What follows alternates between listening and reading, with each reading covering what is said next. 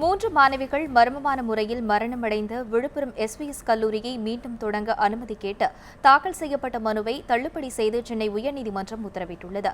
இதுகுறித்து நமது செய்தியாளர் செந்தில்குட்டி தரும் கூடுதல் தகவல்களை கேட்போம். செந்தில்குட்டி, எஸ்விஎஸ் கல்லூரி தாளாளர் வாசுகியின் வழக்கு தள்ளுபடி செய்யப்பட்டது குறித்து சொல்லுங்க. எஸ்விஎஸ் கல்லூரி சித்தா யோகா மற்றும் இயற்கை தொடர்பான கல்லூரி விழுப்புரம் மாவட்டத்தில் செயல்பட்டு வந்தது. இந்நிலையில் கடந்த ஜனவரி மாதம் 23ஆம் தேதி 3 மாணவிகள் மர்மமான முறையில் கல்லூரியின் எதிரே உள்ள ஒரு கிணற்றில் பிணமாக மீட்கப்பட்டனர். இதையடுத்து இந்த விசாரணையின் போது இது கொலையாக இருக்கலாம் என்ற சந்தேகம் பலவும் ஏற்பட்டது.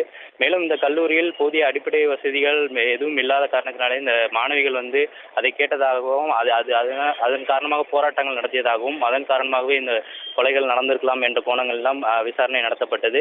இதையடுத்து அந்த கல்லூரியை ஆய்வு செய்த போது அங்கு அடிப்படை வசதிகள் பெருமளவில் இல்லாத காரணத்தினால் அப்போது ஜனவரி மாதமே அந்த கல்லூரி மூடப்பட்டது. இதையடுத்து இந்த கல்லூரியின் தாளாளர் வாசுகி மற்றும் அவருடைய மகன் சுவாகர் வர்மா மற்றும் அந்த கல்லூரி முதல்வர் கலாநிதி உள்ளிட்டோர் கைது செய்யப்பட்டு சிறையில் அடைக்கப்பட்டனர். இந்நிலையில் தற்போது அவர்கள் மூவருமே ஜாமீனில் வெளிவந்துள்ளனர்.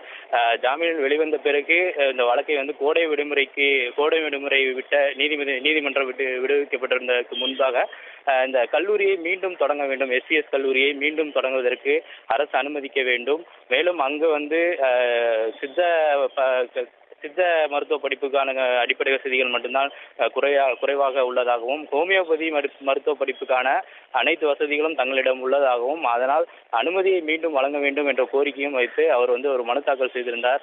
அந்த வழக்கு இன்று நீதிபதி சத்யநாராயண் முன்பு விசாரணைக்கு வரும்பொழுது அரசு தரப்பில் ஏற்கனவே இந்த போதிய வசதிகள் இல்லாத காரணத்தினாலும் மாணவிகளுக்கும் மாணவர்களுக்கும் அங்கே போதிய பாதுகாப்பு இல்லை என்று அரசு தரப்பில் தெரிவிக்கப்பட்டது.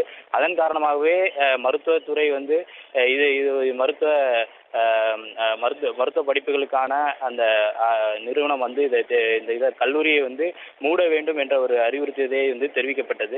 இதையடுத்து மீண்டும் இதற்கான அனுமதியை வழங்கக்கூடாது என்றும் அரசு தரப்பில் வாதமாக வைக்கப்பட்டது. இதை ஏற்றுக்கொண்ட நீதிபதி இந்த வாசுகி கல்லூரியின் தாளாளர் வாசுகி தொடர்ந்த வழக்கை இன்று தள்ளுபடி செய்து உத்தரவிட்டுள்ளார். செந்தில்குட்டி, எஸ்விஎஸ் கல்லூரி ஹோமியோபதி மாணவர்களுக்கு மாற்றுக் கல்லூரியில் இடம் வழங்குவது குறித்தான வழக்கில் நீதிமன்றம் என்ன உத்தரவினை பிறப்பித்துள்ளார்கள் என்பது குறித்து சொல்லுங்கள்.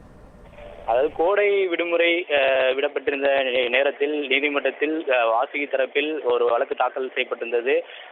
வழக்கு தாக்கல் செய்யப்பட்டு அதில் ஒரு உத்தரவையும் தாங்கள் பெற்றிருப்பதாக தெரிவிக்கப்பட்டது இந்த நீதிமன்றத்தில். அதாவது என்ன என்றால், சித்த மருத்துவ படிப்பில் தான் தங்களிடம் போதிய வசதிகள் இல்லை, ஹோமியோபதி படிப்புக்கான அனைத்து வசதிகளும் தங்களிடம் உள்ளது. அதனால் மாணவர்கள் அங்கு படிக்கக்கூடிய, இந்த கல்லூரி மூடப்பட்டதன் காரணமாக அங்கு படிக்கக்கூடிய 1ஆம் ஆண்டு 2ஆம் ஆண்டு மாணவர்களை வேறு கல்லூரிக்கு அரசு ஏற்கனவே மாற்றி வந்த நிலையில் இந்த ஹோமியோபதி படிப்புக்கான மாணவர்களை மட்டும் மாற்றாத ஒரு சூழ்நிலை இருந்தது. கிட்டத்தட்ட 51 மாணவர்கள் அந்த ஹோமியோபதி படிப்பை எடுத்து முதல் 2 ஆண்டுகளை முடித்த மாணவர்களாக இருந்தார்கள் அந்த கல்லூரியில். அவர்களை மாற்ற வேண்டாம் என்ற உத்தரவை தங்களுக்கு வழங்க வேண்டும் என்றால், ஹோமியோபதி படிப்புக்கான அனைத்து வசதிகளும் தங்களிடம் உள்ளதாகவும் அந்த மனுவில் குறிப்பிட்டு ஒரு உத்தரவையும் தங்களுக்கு கிடைத்துள்ளதாக தெரிவிக்கப்பட்டிருந்தது. அதாவது நீதிபதி அவர்களை மாற்றுக் கல்லூரியில் வழங்க வேண்டாம் அப்படி சொல்லி ஒரு இடைக்கால தடையை அந்த மாணவர்கள் மற்ற கவுன்சிலுக்கு செல்ல வேண்டாம் என்ற ஒரு உத்தரவை கொடுத்திருந்தார். அந்த வழக்கையும் இன்று நீதிமன்றத்தில் தெரிவிக்கப்பட்டது.